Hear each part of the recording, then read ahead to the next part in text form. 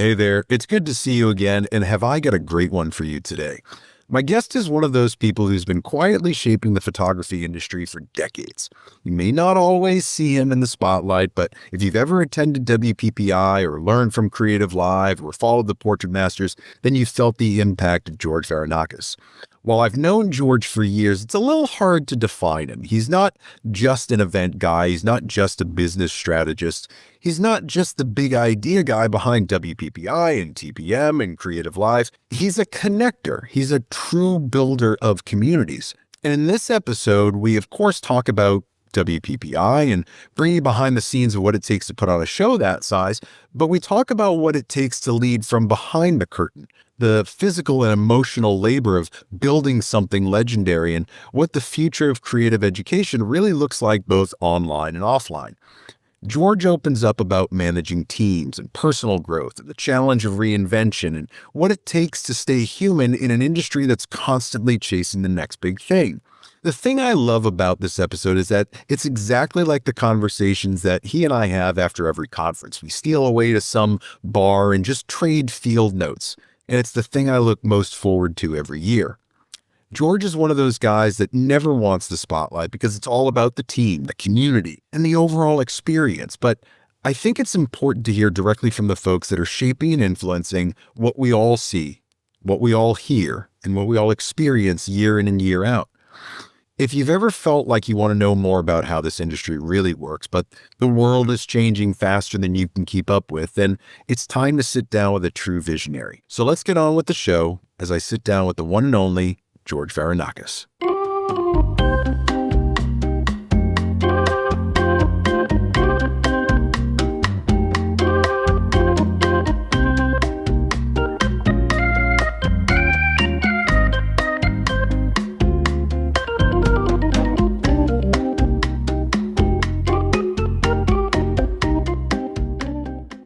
You know, whenever I'm kind of in my post-conference phase, there's always this big dip, right? You come out of the conference and you have to go 100 miles an hour playing catch up. And then all of a sudden you're all caught up. And then generally there's this like week-long dip. And I feel like I'm in that week-long dip. Do you ever have free time? I try to carve out time. Like I box in the morning. I've got a workout thing in the afternoon.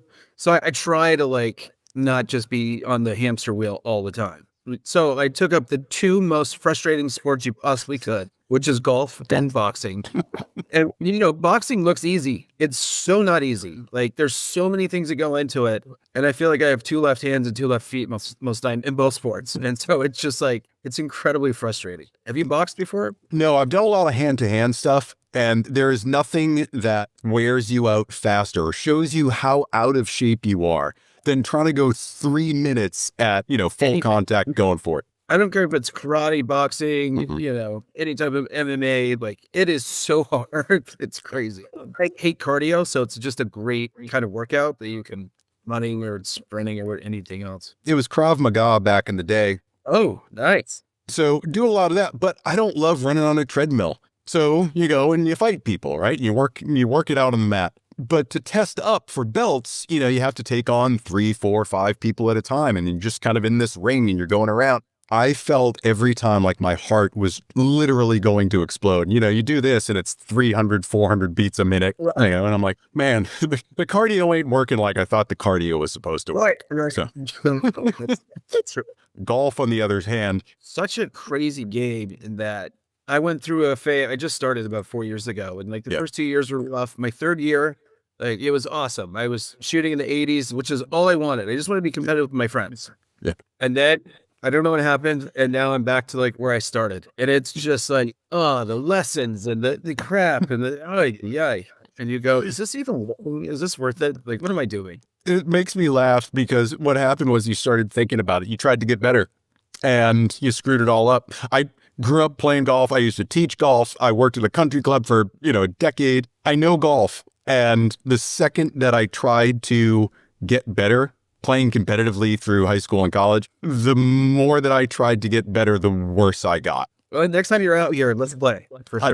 I'd love to. I never bring my clubs on trips, but I would love to. Let's talk a little bit. Might as well start with WPPI. Coming out of that, what'd you think? I thought we had a good show. Yeah. moving into a new hotel is always tough because now you have a new staff that you're working with on their side. There's things you don't know about the hotel, like we did about the Mirage. Yeah. And so that was tough. But I think by the end, we kind of got things figured out. I thought overall it was a good show. I thought a lot of exhibitors had a good show. The education was great. The parties were super fun. I love the new space that we had. It kind of could accommodate everybody. And we didn't really have a lot of things that popped up this year. I mean, other than like the hotel room kind of fiasco, which was not great. That will hopefully be alleviated for next year as they start doing the next tower. But all in all, I thought it was a good show. I did. I think the same thing. There have been a bunch of these conversations that I have with all my friends. You know, everybody gets back home and you start talking about how the show went. And yeah, any of the quote unquote problems that I heard about were all hotel related, not conference related. You have to look at these bigger conferences. Let me tell you your job for a second, George. So you have to look at these things as like the hotel side and the conference center side. And what you bought a ticket for was basically the conference side, and the hotel side just made it convenient for you to stay close. And people forget that the people that organize the conferences have not a whole lot of say in what's happening at the hotel, right? And you just do your best to adapt to whatever may be coming your way. Doesn't that sound about right? Like all your mental energy has got to be focused on the conference. Yeah, agreed. Unfortunately, we had way too many problems with like hotel rooms and things like that. Those things you can't control, and it's super frustrating. I think the biggest thing is I got a lot of feedback, like why the Rio, like, kind of thing. And honestly, this show it's too expensive to go on the Strip. The ticket cost would be over $1,000 a person. We just can't do it. The food and beverage, like what people don't know behind the scenes is like they have food and beverage minimums that you have to hit, which are like close to $1 million for most of these hotels. You just can't do it. There's just no way to make it work. The math doesn't work. And then we're too big, trade show and conference, to go to some of the medium-sized hotels, maybe a little bit off the Strip. So for example, like the Palms, which would be a great spot, but we're just too big for it, which is, you're stuck in a rock and a hard place. So the Rio, I think, will get better as time goes by with the Hyatt coming in and owning it. Like they have to pass all these different tests. So that part, I think, is only going to get better, which is great. It's nice to see that the first year in this new place, not really knowing what you're walking into, that it did go so smoothly. I've been trying to have these conversations and you probe around the edges and try to get a feel for what is it that people were looking for. And it seems to be there's a lot of satisfaction. Obviously, there's always nitpicks. I didn't like this restaurant or that. I don't care about any of that. I want to know, did the trade show work? Were the educators good? Were we missing something? When I look and talk to people about feedback, as I'm sure you do, you're always listening for these things. I didn't hear a lot about the conference itself. It seemed like everything went from the outside, right? So I'm on the outside. It looked like it went pretty smoothly. I had a great time. I think for the most part, we put on a really good show. The summits, I thought, were really good. The instructors are awesome. Like, I think a lot of the instructors that we had for all the summits were fantastic. We did some new stuff this year. We kind of, like, we were calling it plug and play with, like, the lap masters came in, and that had a great audience. Tobias Colvin with the cookout came in, Fearless came in. And so you kind of plug and play these smaller conferences into the big one. I think is so great because everybody wants to be with like their type of people, whether you're a portrait photographer, wedding photographer. That's why I thought the Portrait Masters worked so well, because it was very niche. You had portrait photographers coming together in one place, which is great. And we kind of tried to do that with the summit. So you could be with like your people. And there's a lot of networking and learning going on outside of the educational part. It's talking to other photographers in other states and what they do and how they price, how they sell it, how they do all the different things. And that's what you get. I think you almost get more out of that than what you see on the stage. The stage is great, but like learning what other people do and the networking part of WPPI has always been such a huge thing for the show. It's really just all about the community coming together, having a great time, but also kind of learning too.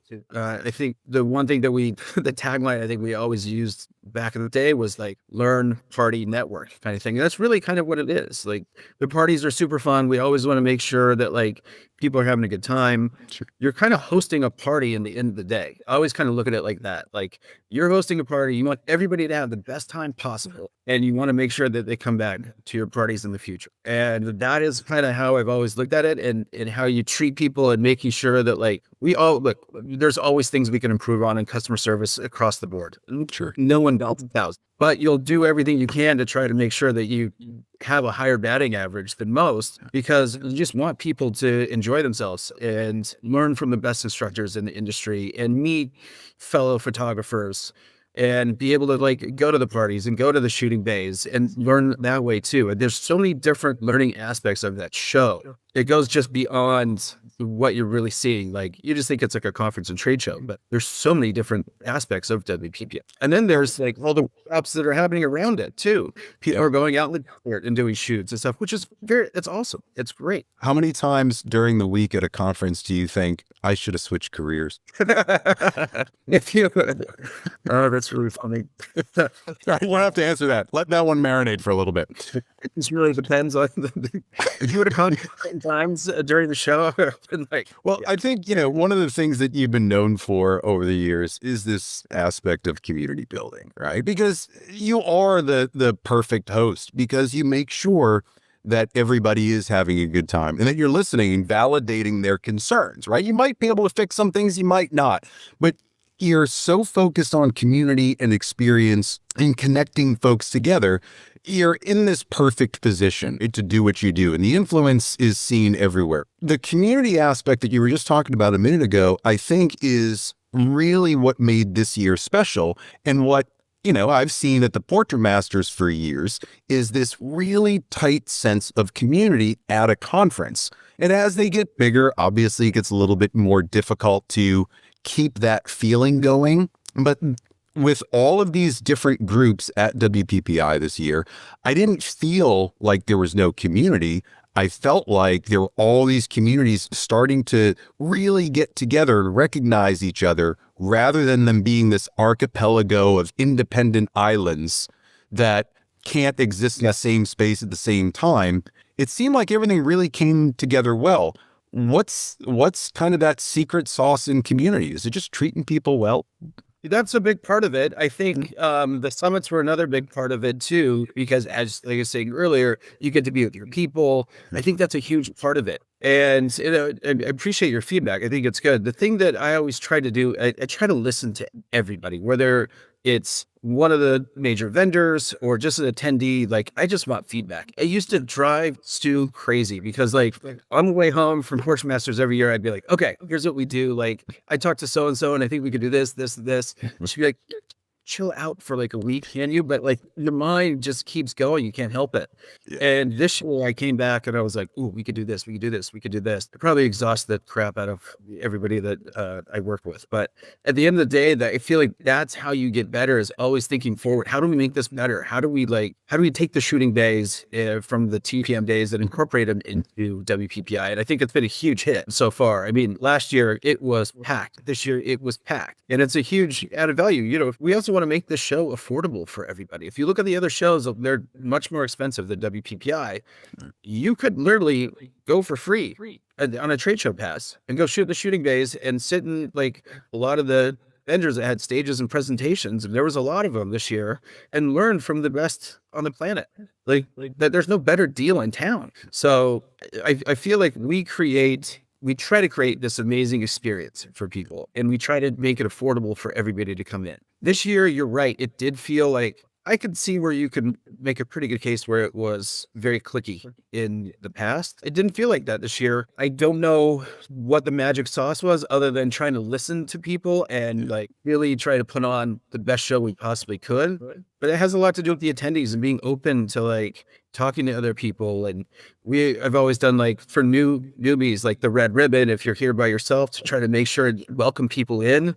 Like, that's a huge thing. Like, I don't know if I would even go to a show by myself. I would. I have in the past, but like I'm selling booths to other people or something like that. Sure. Like as an attendee to go by yourself, that's really intimidating. And I consider myself fairly outgoing, and like it's tough. And so the things that we put in place, like the red ribbon and things like that for new people, goes so far. It's great. Like you never have to eat lunch by yourself because other people would see that you had the red ribbon and they come over and talk to you. That's great. That's how you build a community, is making everybody feel welcome. I don't know how much you influence the online community of WPPI, kind of like the outward facing social media side, maybe some of the communications, but you've always had such a focus on community. And as these things start to expand and grow, it can really go two ways. People can dive and lean into the community aspect of it and really try to keep things close, or it can become so disparate and so separated that it kind of loses all sense of community, even though you might have these small little groups that were like, oh, this is a great conference. But if I'm going in as an individual and I don't know what I'm walking into, if I went this year, I would not have felt the same cliquishness that I did last year or the year before. That's not to say there were bad conferences. It's just the vibe was totally different. And this year felt really inclusive, that no matter where I went, maybe it was the fact that trade shows were, the trade show was separated out so it didn't feel as crowded, but it was still the same amount of people. And maybe that took pressure off, but it felt like I could walk around, see the people that I needed to see, not get hassled by crowds, watch Brooke Shaden teaching, watch Lindsay Adler teach, just on these side stages. And it felt very inclusive. It's really Sally Sargad, who's just been incredible as our VP of marketing. She should definitely be on too, because she's just so smart and so good. Aaron Anderson, who kind of oversees the whole show, who again is so incredibly brilliant and so good. And I've worked with Aaron, God, for a long, long time, since Creative Live. Yeah. So there's just a vibe within our staff. Like everybody's known each other for a really long time. And that really helps putting on big shows. Like people think like WPPI, you're owned by a corporation, you probably have 50 people working on the show. Right. There's six people literally putting on the show, like every day, kind of day-to-day type of stuff. There's a lot of other departments that kind of plug in for different things. Mm-hmm. And we have a lot of amazing volunteers. And the volunteers I have to give so much credit to, because they work their tails off. I mean, everybody works their tails off. It's impossible not to at that show, but they give so much to that show. It is incredible what they do. I can't give them enough props, because they really make the show go. I mean, from everything from welcoming and telling people, where to go, the show. This year, obviously, you're in a new place, and that one is a little difficult to manage because there's 3 different rooms. You got the Fuji room, the smaller trade show, and the bigger one, plus the classes that are passed there. It's tough to manage. And I thought they did a really good job of not only managing the shooting bays, but also helping all the other attendees, because it all flows downhill, right? Yeah. That mentality of the 6 of us of all kind of planning this, and then the volunteers that come on, it all kind of, your vibe and your attitude towards everything, really, it does. It's infectious. And again, we have one of the best staffs I've ever worked with, and we do a lot with very little. The leadership team there is definitely world class. And I don't say that to blow smoke. I've seen a lot of leadership teams, and you guys kind of have it dialed in. The amount of energy that Aaron Anderson brings, I never saw that guy sit down once. And I'm kind of worried about him. I'm like, does he have an off switch? Because he was running around handing out cameras, and then I see him, directing people over here, and then he's seemingly, it's like multiplicity with Michael Keaton, right? There's just versions of Aaron everywhere, and I never know which one is the real one.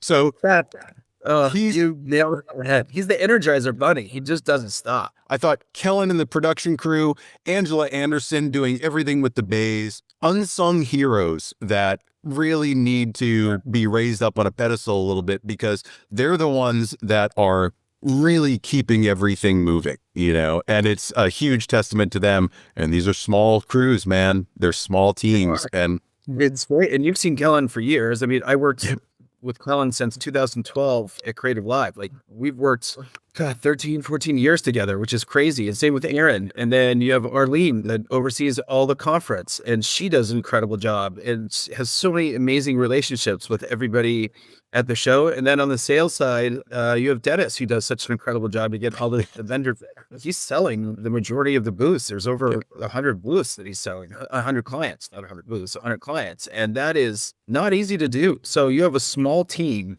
doing an incredible amount of work. I must have walked by Dennis 30 or 40 times, and he was always on his way to someone's booth, and he's always just, working the crowd. And sometimes he was awake, sometimes he wasn't, but he was still in motion and you're still going, He's really, he works tail off. He's great. And that's the other thing. Like, we've all known each other forever, because being at WPPI, he was at another show. Yep. And so we've known each other forever. I've known Sally forever. Sally was in our wedding. Like, I've known Aaron forever. I've known Arlene probably longer than everybody. We started working together in 2003, back in the old days of WPPI. So you also have a lot of relationships there. And the one person that we haven't talked about is Monir, who is the logistical queen of the whole show. It's just incredible what she does. My mind doesn't work like that. I mean, mine either. I don't know if we could actually do the show without her, because I can't think like that. And she just puts everything together so well. I can't give our team enough props, because they're so incredibly talented. And if people actually knew and went behind the curtain and saw the size of our crew and what they actually do, you'd be absolutely amazed. Yeah. The amount that you pull off with the amount of resources that you have is kind of like a master class in efficiency. Great job on WPPI. And we could spend hours just talking about this show, but I want to go back a little bit, because you mentioned that you've worked with a lot of these folks for a lot of years. So back in the Creative Live days, you've seen all this progression of education since since WPPI in 2003, right? You're kind of moving through the industry, and you've watched communities come and go, and you've seen evolution of education going from online, and you still have the traditional in-person retreats and workshops. Where do you think this is going? And has there been part of the past that you're like, oh, we should bring that back? Because everything kind of circles around in trends. Is there anything that you would want to bring back? Yeah. There's a few things. I don't know if they will. Like, the registration day that we did at TPM with Fujifilm was incredible. It was the coolest thing. One of the cooler things I've ever done. The year before, I don't know, were you at every TPM? Except the very first one. Okay, the very first one, which was rough, because it was a heat wave in Palm Springs in September. So like, people were just melting. It was like 120 degrees. I was like, are we just doing these? We ended up doing it. We just had great shows. But in 2018, we gave everybody a Stella Light, which kind of set the bar so high that it was really hard. You couldn't do it again. So if you were there in 18 and you got the Stella Light, hey, mine's sitting right over there. But like, maybe like the registration day or something like it. Like, for example, test drive was, I don't know if you went to the test drive, but we had about 30 exhibitors. It was tabletop. It was Sunday happy hour type of, I think it went from like 6 till 9. And we had probably 500 people in there. It was great. And it was an idea I had way back in the day at WPPI. We did this thing called Launchpad. And we encouraged all the companies to come in and launch new products at WPPI. And it was incredibly successful. And so we tried to do something similar to that. It was really for new exhibitors that hadn't been to WPPI before, or if they had, it was just a way to get in front of people before the show started. And it was very low key. We had a DJ and a bar, and it was a really cool setup. We'll probably do more stuff like that, because I think it's just great. That's more people getting together, meeting new people, connecting with vendors that might benefit you down the road. So it was just a win-win, I thought, for everybody. So you're right. Things like that always kind of come back around. I do think there's value in both, with online and trade shows and conferences. Yeah. One, WPPI only happens once a year. So, and then, the online education should be things you're doing year round to keep learning and improving your craft, whether it's sales, marketing, lighting. Well, there's room for both. God, when I used to go to SHOT Show every year, they used to have, especially in the later years that I was there, so 16, 17, I was writing for magazines and doing all my editorial stuff, and there were, a separate room throughout the entire show that new media, podcasters, bloggers, whatnot, could go into and talk to reps. And it was staffed all week. And it was kind of like the hands-on, dig into this a little bit more away from the crowds. And this Launchpad idea sounds very similar to what I was seeing then. And it was really advantageous to be able to go in there in a quieter environment, right? Even amongst 500 people, it's less than 6,000, it's less than 10,000 people. So you're able to be a little bit more, you can dive in a little bit more in depth with some of the companies. And I like that aspect. So I'd love to see something like that. I missed it that Sunday because I was still traveling, but it sounds like it really worked out well. So It'll just get bigger, I'm sure. And we'll do some more things to make it better, and which we try to do every year. So I'm trying to think if there's anything else that we have talked about, maybe changing registration. Not so much of the way you register, Right. which, by the way, Melly was a huge part of like making it so much cleaner and easier than it used to. It was easy. Years past, not so much. It was tough. And so a huge credit to her to like actually kind of get that process down. You know, I think when you come back from these shows, you always ask, okay, how do we make this better? What are the things that we've done in the past that we could maybe tweak a little bit to improve WPPI, whether it was Portrait Masters or WPPI or whatever, or Creative Live. And so like registration is our way to maybe change that and turn it into like a kind of a big party where you are learning and you're networking, and there's all, you know, we did speed networking, I think, one year at registration. Like, I always think there's opportunities everywhere, and I look at different things of how we can improve it at the end of the day. So that's the thing I love about talking to you, is that I've never had a conversation with you where you weren't about changing something, right? You're always open to change and always open to how can we do this better? What do we need to look at? Even if it's the most mundane thing like registration. How do we make registration fun? What do we do to entertain the crowd? Because standing in a line sometimes sucks. So how do you make this process of getting your badge, which is just a necessary thing, how do you make that better? And I love how you iterate all of that and take some of this feedback in. Looking at Creative Live, Portrait Masters, WPPI, you have this wonderful knack for timing. You see the landscape and you're like, all right, this has kind of run its course. Let's move on to the next thing. This has run its course. Let's move on to the next thing. Like, do you just have an innate ability to read the landscape and know where things are headed? Or is there just something inside you that like every 5 or 6 years, I got to do something different? No, it's always been, okay, something else coming. Yeah, also, I've been incredibly lucky. Truly have been really lucky. But there's a small part where I was like, when I was at WPPI, the first time it got sold basically to Emerald. And right at that time, I saw Creative Live started to kind of rise up. And it was like, that is a brilliant idea. This could be really cool. And then I got introduced to the founder. And next thing you know, like I was moving on because I kind of saw the online education part of it was going to replace a lot of the trade show part of the education you get at a trade show, because you are watching somebody on stage. You might take notes, but that's it. You're not going to see them. You can't go back and watch stuff. And so with Creative Live, I saw that coming. I'm like, ooh, that's really interesting. I loved my time at Creative Live. For the first year and a half, it was the most fun place I'd ever worked. It was a startup. I'd never worked in a startup before. We were all working 6 days a week, and you didn't care. And you were working 8 to 10, working 10-hour days. You just didn't care. It was fun. And we had a blast. And it was like this family atmosphere, which has kind of, fortunately for, I think, my career and a lot of other people's, like we kind of took that vibe that we had at the early days of Creative Live and applied it to Sue Bryce Education and the Portrait Masters. Like we had a really tight-knit family there too. And then, now we have a really tight-knit family that we work with now. And so I've been super fortunate to work in those environments where you just know people, you know them well, you trust. Like trust is such a huge part of the whole process because stuff's going to get done. If you're going to pitch ideas, you're not going to get thrown out of the room, and not every idea is great, but you want to be around people that'll make your ideas better. And that's what I always loved about the Creative Live process. But also the Sue Bryce Education and the Portrait Masters process and the current process that I'm in right now. It's a lot of trust, and it's a lot of everybody spitting out ideas and then everybody making it better. And that's what makes those platforms so great. That's why they were so successful. I've been super lucky that I kind of hit on a lot of them, but Just that family atmosphere is huge. I like to believe we make our own luck, so I'll let you be humble for a minute. But clearly there's the team element, right? We can't do any of this without a team. No. You saw that inflection point with online education.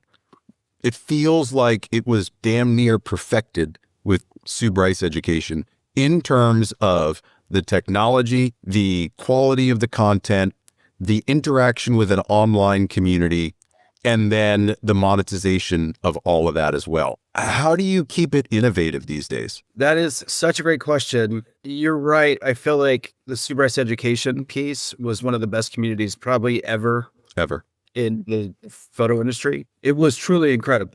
It was amazing. Yeah, I mean, if you saw my notebook, I just scribbled down ideas and like what's next. Yeah. Right. Always try to figure out what's next. And there are some ideas. I do think we can do a lot to improve. Like, I think we do a really good job of the community part at the show. But really the next kind of challenge for us is to make sure it's year round. How do we create a year round community? Back in the day, it was like you had a magazine and everything else. And then there's Facebook groups now, but like, it's just not the same. Those Facebook groups are different. What's the next? How do you keep people engaged year round? And it's not about like selling them classes or being a part of a membership, which is great if you have something that like is super valuable.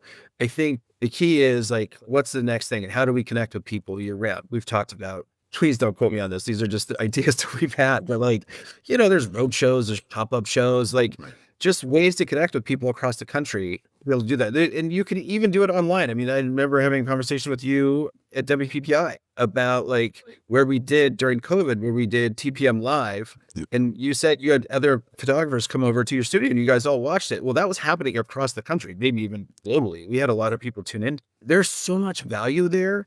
And to be able to like with the chat and people able to ask questions, and I think there's something there. Everything's on the table for us. Mostly people are just still trying to recover from the show. So we're going into planning mode next week. And I've got a lot of different ideas and everybody does, which is great. Conferences are like that beating heart of the industry. We all wait for them. We know when it's coming every year. We kind of build to it. And it's this critical event that we all attend. And then there's the rest of the year, right? How do you engage the rest of the year? It feels like that is shifting a bit. What do you think conferences now represent for people, both new photographers and veterans? Is it the same heartbeat or is it just another thing to go to, knowing that we can get a ton of information online? I hate to sound like a politician, but it's a little bit of both. Yeah. Right. Like even like the veterans that have been coming every year for 10 plus years to WPPI, they're still getting stuff out of it because they're still meeting new photographers. And there's also new gear being launched all the time. There's all kinds of new software being launched now.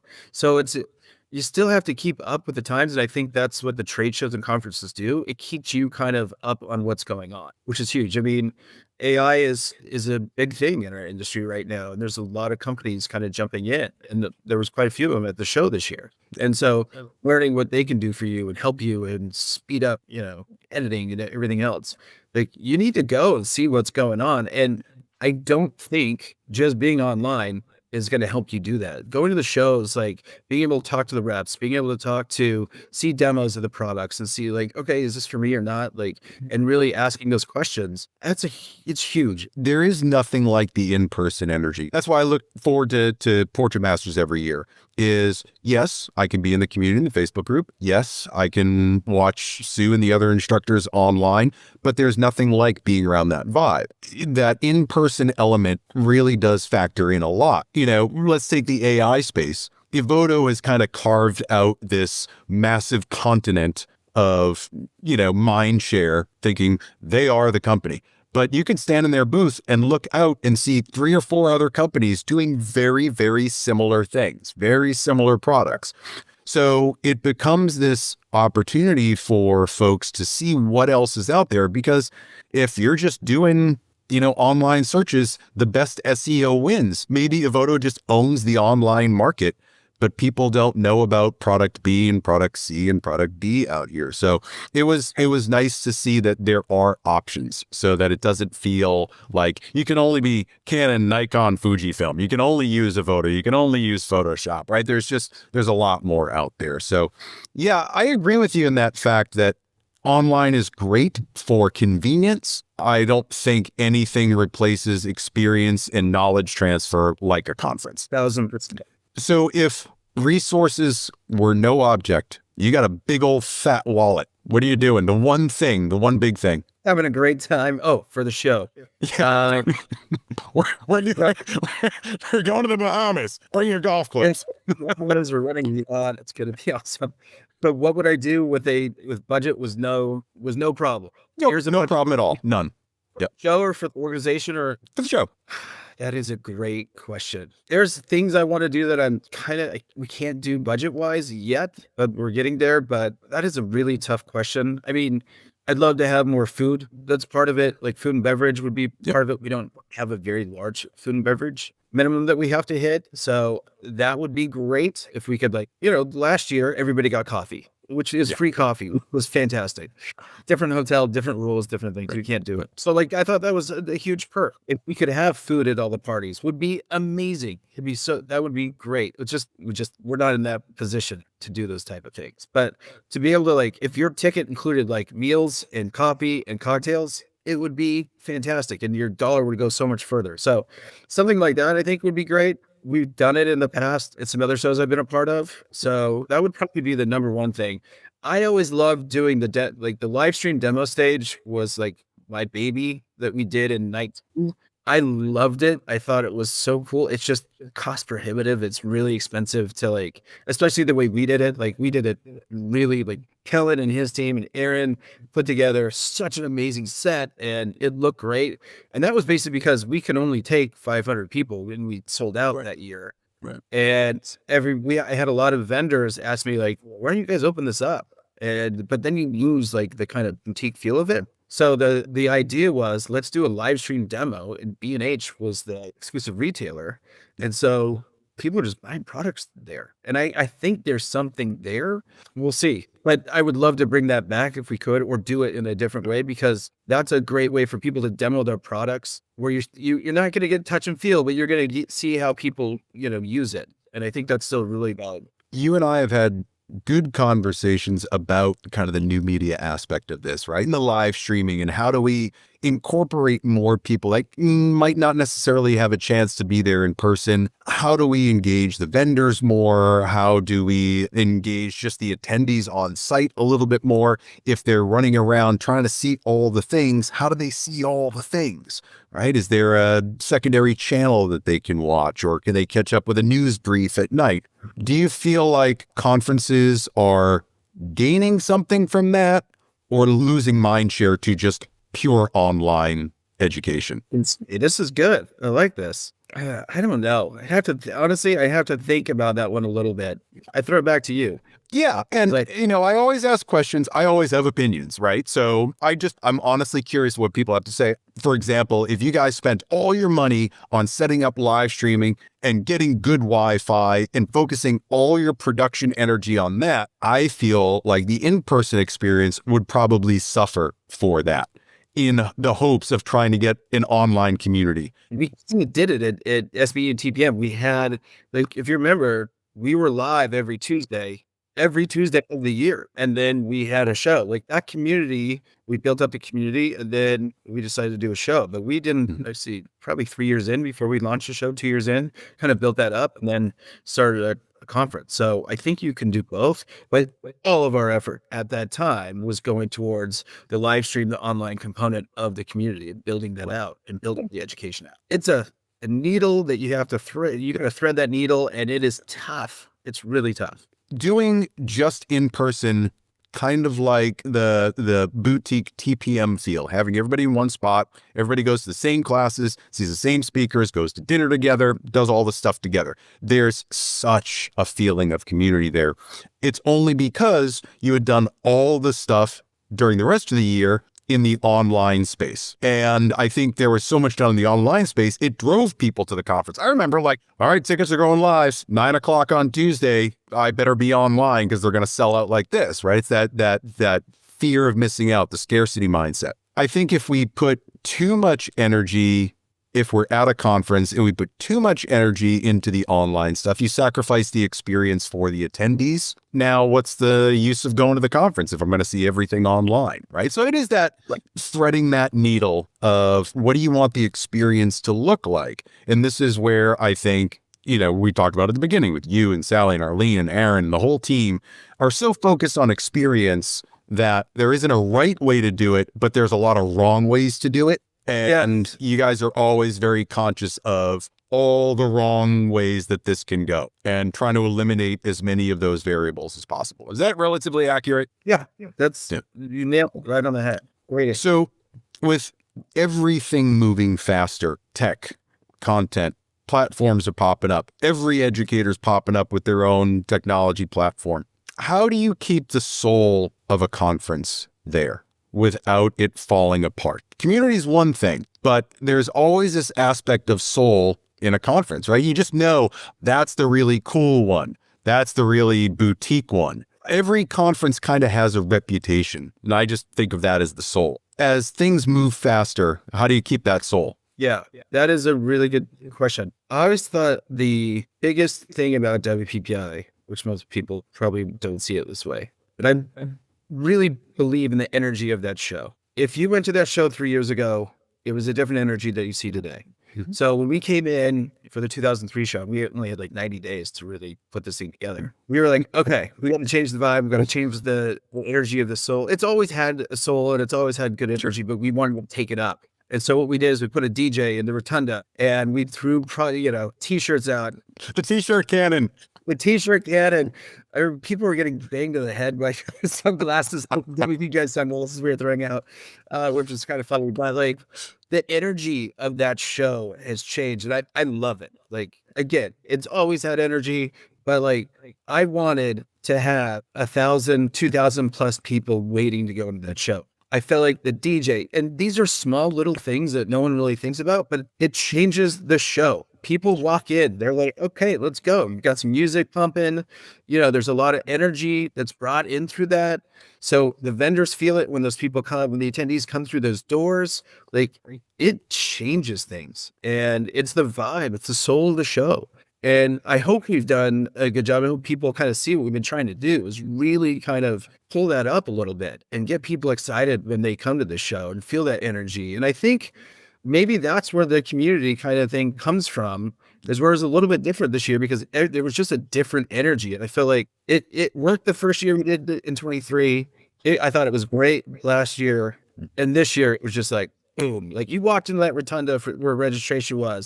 And we had DJ Lee, who, by the way, is the mascot of the Golden Knights. Is he really? Yeah. And he's fantastic. We've worked with him forever. He's awesome. And then we had like an energy team. Like Sally and Aaron hired an energy team. And these guys went around and they were doing the free cameras and they were doing all this stuff. And it made a huge difference. Like it changes the vibe of the show. I've been to so many shows in photo that have had no soul and they're boring. Yeah. Like it's the same sales show every year. For me, it's like, we could do that, but that doesn't make your show better. Like it's the same thing every year. Yeah. We want to keep pushing the envelope and doing new things. And again, we don't bat 1,000, but I'd rather swing and strike out trying than just doing the same thing over and over again, because eventually people just don't want to see that. So you have to make it like exciting, engaging, and people want to go. It's the energy, it's the whole thing. Those little things that made it, man. And that energy team was disturbingly good looking. Like they really were. Like every time I was just like, why are you happy and good looking? These things aren't supposed to go together. They were so great. They were amazing. And I really was like, can I have a little bit of what you got? Like, is it an extra Red Bull? Like what you got going on? It might've been Wednesday. I'd been standing outside with a couple of people getting some sun, that thing up in the sky that I don't see for a week, and walked back inside, and it was right as the trade show was opening. And there was a good crowd ready to go, and the DJ's going, and there was this whole push as soon as the day started. I think it was like 10 o'clock. Everybody flowed in, but it was we're 3-4 days into the conference and all that energy was still there. I loved it. I mean, I was like, I couldn't stop smiling that first day. The doors opened. It's all going to work out. It's all going to be okay. Going back to your first question, like what made it different? What makes conferences great? It's not like, yes, the team that we have is incredible and they're amazing. It's the people. It's always the people that come to the show. And I think we had a great group this year. A great group. And in so much energy. You felt it at like in the classes and you felt it just walk around. Like everyone was happy. Everyone was like happy to be there, happy to learn, happy to meet new people. It was great. It was one of the better shows in that regard. I'd be probably crucified if I didn't ask something about Sue Bryce Education while you're here and your relationship with Sue. We're married. Creatively, you guys are powerhouses in your own respect. Working together, whether it was Sue Bryce Education or WPPI, how do you guys collaborate creatively? And what would you say is the other person's strength? What would Sue say is your strength? And what would you say is her strength in terms of this creative collaboration? So Sue's probably the smartest person I've ever met, period. Like she is, and I'll just give you like a small smidge. Like there's a zillion things she's done, but I'll try to apply it to the trade show. Sue came up with the shooting bays. It was her idea. The first year we did them outside, it was 150 degrees and we almost killed them all. I felt terrible. And so she's like, what if we move them into the trade show? And I was like, I was like an old school trade show guy. I was like, you don't put shooting bays in the trade show. What are you talking about? It's never going to work. She's like, just trust me, it's going to work. And we just, we're like, it's not going to work. And then brilliant. And it was amazing. And I finally kind of saw where she was going with it. And I was like, oh my God, this is going to change the whole show. It's going to change the direction of the show. She is incredible in that regard. She's incredible at putting content together and inspiring people and teaching people how to be better. Like nobody I've ever seen. And I'm taking the husband part out of this. I was just looking at it. There's no one better. Seriously, truly the top of her game. And she's been at the top for a very long time. I think she'd probably say about me would be probably being more of the extrovert. Is like, I like to shake hands and kiss babies probably a little bit more than she does. And like, that's not really like, she's great at it. I enjoy it a lot more than she does. And so I think that she'd probably say just like the networking Rolodex relationship part that I kind of have. And then she is so incredible at like content and also just crazy marketing ideas, like really, really amazing ideas. And so a lot of times, which I love, like we just brainstorm. We did it this morning. We sat there for an hour and just we do it every morning, which is great. Like you just bounce stuff off. Again, it's kind of what I think has really helped my career along the way is being around people that make your ideas and you better. And she makes me better and she makes my ideas better. Very similar to the WPPI family that we've had, that I currently have. They make my ideas better. I hope I make theirs better.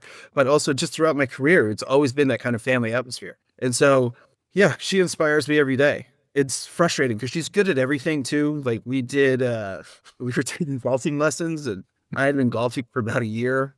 And the instructor was like, okay, hey, do you guys want to go play a couple holes? I was like, yeah, it's great. It was a par 3. She birdied the first hole that she ever played. I put one in like the woods. I was like, why do I even try? She's just good at everything. It's super frustrating because I'm freakishly competitive. And so it's just like, I can't win. Like I cannot win. I was like this close to just quitting. I was like, this is ridiculous. And then we've done things over the years, anything that's competitive, and it's always just like, neck and neck, and we'll play pickleball, and, we've got a fairly long driveway. We set up a pickleball court, and like, I lose all the time to her. She beats me all the time. I'm like, I might have a few on her, but not many. I mean, they're like death matches, which is great. Like we're very competitive, but it kind of goes over the line. Although I might have thrown a racket a couple times, but she beat me. But yeah, I mean, we have a really good flow. The thing that I've seen over the years, just the depth of trust that you have in each other. And that's the collaboration that I think works. And we were talking about trust at the beginning. It's trusting your team. From the outside, knowing both of you very well, it's that collaborative trust that I think works really, really well as one component of your professional relationship. It's learning about someone, how they work, what are their strengths, and how do you best take advantage of that if you're working together in a conference or on an education platform. How do you let people do their thing? And yeah, Sue's content creation, her self-value work, forget about the photo work for a second, all the other stuff. She's got her finger on what is happening in the industry, what the gaps are, what people need, and developing around that. And I've only seen a handful of people in my entire career that are as in tune to what the greater population needs at the right time. I've just seen her as a vanguard year after year after year of just like, shit, I should have thought of that. I should have thought of it. God. And not only did she think about it, but she did it perfectly. Like, God, yeah. You know, Like with few goals, like I was like, damn, I should have thought of that because right. the part of that was, our show was not like the size of WPPI. It was, 50, we probably had 100 booths and 50 exhibitors. Yep. And, if we didn't have the shooting bays, I don't think TPM would have lasted that long because it kept people in the show. So the vendors were happy, the attendees were happy, everybody was happy. It worked perfect. And I really thought it at the beginning and then was like, okay, she's right. Normally I say that a lot. Okay, you're right. There's got to be times where there are two amazing ideas that are battling and that there's some level of tension. Which way do we go creatively? How do you, as a leader, as a manager, without having to win, put your competition aside for a second, but as a leader, how do you solve some of that creative tension? It's a really good question. I always try to look at like other people's ideas and figure out ways to make them better. When people are pushing back on my ideas, I try to figure out, okay, is this really dumb and should I just punt? Or Right. is this something you really believe in? And then how do you get that person to kind of buy in? And that's really the key. Like, if you really believe in something, how do you get people to buy in? It's kind of sales 101 in a way. Yeah. It's really like you have to listen because I think that's the key to sales is listening. It really is. Like you have to listen to like their objections and figure out, okay, how do I get you over on my side? And I think that's really the key to the whole thing is really listening and also knowing like you're not going to bat 1,000. Like not every idea is good. So sometimes you go, okay, you got that one and I'm probably wrong. But and other times, like I've really fought for certain things and try to get people to come around to figure out what is their biggest sticking point and how do we get them off that and kind of come back around to what we're looking to do. Yeah, I think it's really at the end of the day, it's listening. That's what is the key to you figure out what people want. And then maybe there's a happy medium. There's always a happy medium. I truly believe that in everything that is out there, just in life in general, there's always a happy medium. You're never ever going to get everything you want. You're going to have to compromise to some degree. And so you make those compromises to get your idea over the line. And maybe it wasn't exactly how you thought it would go. You still and if it worked, then everybody's happy. If it didn't, then you're in trouble. But you try to have more wins than losses in that regard. But I really do believe in like you have to listen. And I've taken that kind of idea and always applied it to all the shows. Like I always ask, like, what did we do right? What did we do wrong? The right stuff, I honestly kind of listen to. I want to know what we did wrong because sometimes I can't see it. And so that goes for every show I've ever been a part of since I started. Was like, all right, what did we do right? What did we do wrong? I want to figure out what we did wrong so we don't do it again. And how do we make that better? A better experience. It's always like, how do we make the best experience possible for the attendees and the exhibitors? Like that is the vision. I don't know if everybody thinks like that. Because you just see shows are the same every year. Yeah. I just really want to push the envelope and also like listen to your attendees, listen to your exhibitors. That's the heartbeat of your show. Like, what are we doing wrong? And let's fix it. I think that's really important. The listening aspect. Has this always been your kind of like guiding North Star? And yeah, why the photo industry? You can sell anywhere. Yeah, for sure. I did a few jobs, but weirdly enough, way back when, my first job out of college was TWA Shy Day, which was probably one of the best jobs besides Creative Live that I ever had. In that, Jay Shyatt, who was like just a mogul in the ad world, this was written everywhere. everywhere in the building. Good enough is not enough. And I always thought it was just so brilliant and it made you kind of better. But it was just such a young, energetic kind of crew that worked there. It was like Melrose Place. It was crazy. But then after that, and I was still really young, I was only maybe 2 years out of college, I answered an ad out of Adweek, at the back of Adweek, which was for Rangefinder. And they had another magazine at the time called Photo Lab Management.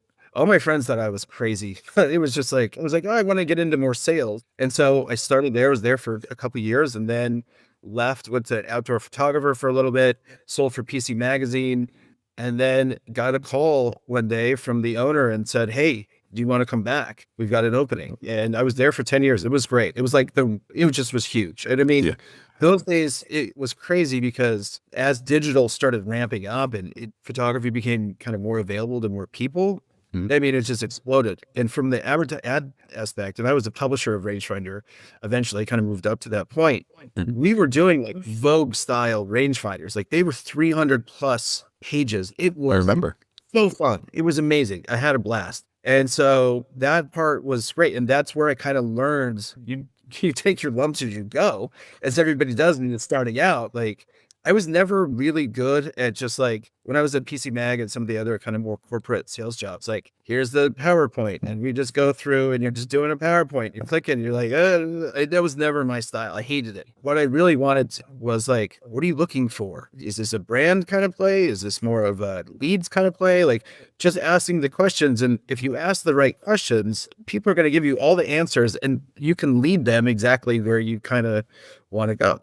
That's always been kind of my philosophy. And I think it just happened just by getting beat up when I was younger and figuring out what you were good at and what you weren't. And that's kind of like part of growing up. It's like what you're good at is you find out kind of quick and you find out really quick what you're not good at. Like I was, my first job at Chiat was I was approving expense reports, which is like, I think every manager that I've ever had, I think I've been scolded so many times. You got to get your expense reports in. You got to I just never got I hated filling it out. It's just terrible on it. But like all these, I was getting the whole company's expense reports. And that was like, I just would be like, I would just rubber stamp everything. Like $5,000 dinner. That sounds good. Like I was terrible at it. You kind of figure out as you go, you take odd jobs and weird stuff and you figure out what works, what doesn't. Yeah. And then next thing you know, you're over 50. You know what?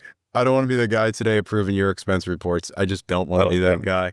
I would rubber stamp them. Don't get me wrong, but I'm like, that's a lot of zeros. So as we start to land this plane, I love good enough is not enough. Love that. Wrote it down. We got a big box around it. Good enough is not enough. As you're looking forward, right? You can get out of this business anytime you want, but I know you're in it because you love it. What do you see as legacy building for you? What would you want to leave behind? In every job that I've ever had, I always want to leave it in a better place than how I found it. I think we're on that path for WPPI now. I think when we took it over, it was maybe not the best shape. It was still going to be fine, but I think we really kind of amped it up a little bit. Yeah, that's always been like kind of my goal. Leave it better now than when you found it. So that's kind of been my principle. And I hope that it's kind of been that way throughout my career. Being at now, I don't know, 7, 8, 9, 10 of these conferences, where you're around, it's clear where your imprint is and where it's not. There hasn't been 1 year over year where I didn't see something improve. Some years are better than others, obviously, but there's always this focus on the community. There's always focus on improvement. And now hearing you say that, I'm like, oh, wow, well, yeah, that makes a lot of sense because this is what has happened. Every time you get this wave of complaints, feedback, let's call it, where there's something that changes the following year directly because of that feedback.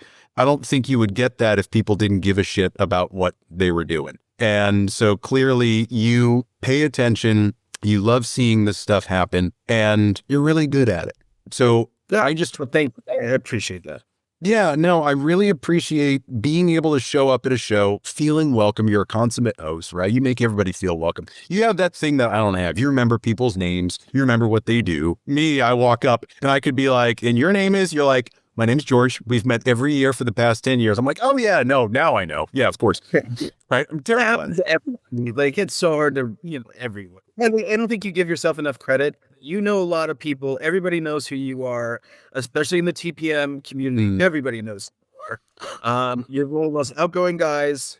And the one thing that my biggest regret from WPPI, I truly believe this, is that we didn't get to have a drink like we always do at the end of the show, because it's always great to like kind of chop it up and like, hey, what did we do right? What did we do wrong? And you're always very honest without any sharp edges, which I appreciate, because like sharp edges always makes people like get a little defensive, and it's never like that. It's always like, this maybe kind of didn't work. The way you phrase things and position it, I really appreciate, because it's not like there's not enough protein at breakfast or something like that. There's not enough coffee. It's like very constructive. And I always appreciate constructive criticism. You don't always want to hear it, because, it's tough, because you just poured your heart and soul into these things, but you always do it in a way that is super constructive and beneficial to everybody, because like, I feel like your feedback is really on point. And I always enjoy it. And we always have a few drinks at the end of the show, and it's great. We didn't get to do that this year. No, I appreciate it. And that was my fault, because you're like, hey, we're getting that drink. And I'm like, it's 4 a.m. I got to go home. And yes, we'll have a drink tomorrow. And then I was on a flight. Wait, maybe it wasn't that late, but it felt that way. It was probably 7 p.m. No, thank you. Thank you for saying that. I think, I got the WPPI survey, and I was just as honest in there. I'm like, hey, I'd love to see this. This could be a little bit better. But I never like to hear people make it all about their agenda. This conference didn't fit me in what I wanted perfectly, right? I always try to take the larger view of it and say, okay, what are the things that I didn't like that are personal, versus if I look at the conference, did I get out of it the value that I paid for it?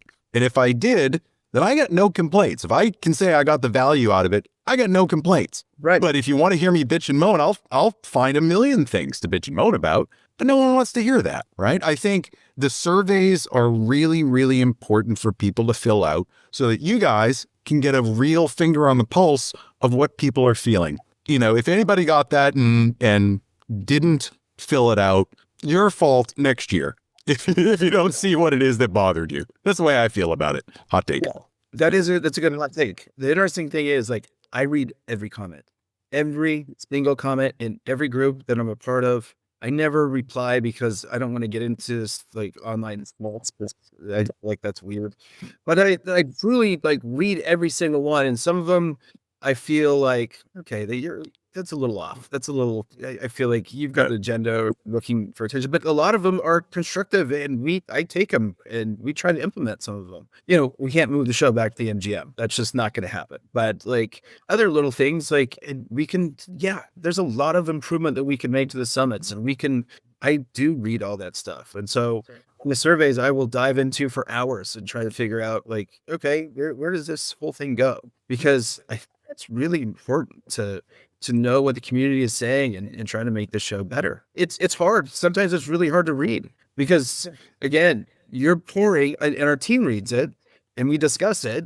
And it's really hard when you're pouring your heart into this thing, and then someone's just hammering you. And those times are tough, but you have to read them, and you have to take the good with the bad. And even the ones that you don't agree with, you go, okay, why are they coming at this with this sort of complaint? And again, it just kind of goes back. You got to listen to people. And there's always something that pops out as like, what they're really saying is this. Because they were pissed off because they didn't have water in their system, like whatever it is, right? So get it. I don't know if I would go to Facebook to say that, but that's just me. Everybody wants a megaphone. So says the guy with the podcast. Right. But on the flip side of that, how else are they going to like tell their story? Like, they were not happy with whatever happened. Like, I don't blame people for doing it. I get it. I actually kind of like, I like it to some degree. It's the only way we get better. That's truly the only way we can get better. Yeah, it truly shows. So thank you. I'm really looking forward to next year. I know you're going to pull something out that is going to blow people away next year. This year really was a level up. As someone that's been to so many of these, you really did step up this year after the end of the MGM. I think it can only get better from here. So, just kudos to you and the entire team. Thank you. I really appreciate it. I really appreciate you being here, man. I am going to link everything, WPPI, forums, or whatnot. Is there any place in particular that people can go if they want to just go to the Facebook group and type in there or send an email? Always email. Okay. Seriously, I am just all over email all the time. I'm not one of those people that has like 24,000 unread emails. Like I have zero at all times. Like I read them and I try to reply fairly quickly. So if people have specific comments or questions or anything about the show, I might not be able to like personally help you, but I'll find somebody that will. So Sure. my email, which is different than most people because I am a consultant. So it's george@digitalproductstudios.com. Digitalproductstudios.com. Cool. Thank you, man, for being here. I've been wanting to have this conversation for years. I'm glad we're able to make it happen. And I can't wait to see you. I'll come out to Scottsdale to play some golf. Let's go. Let's go. Thank you again. This has been great. I really enjoyed it. I always enjoy our conversation. So it was awesome. I love your You got it. podcast. So You got it, man. very awesome. I'll talk to you soon. Bye. All right, buddy.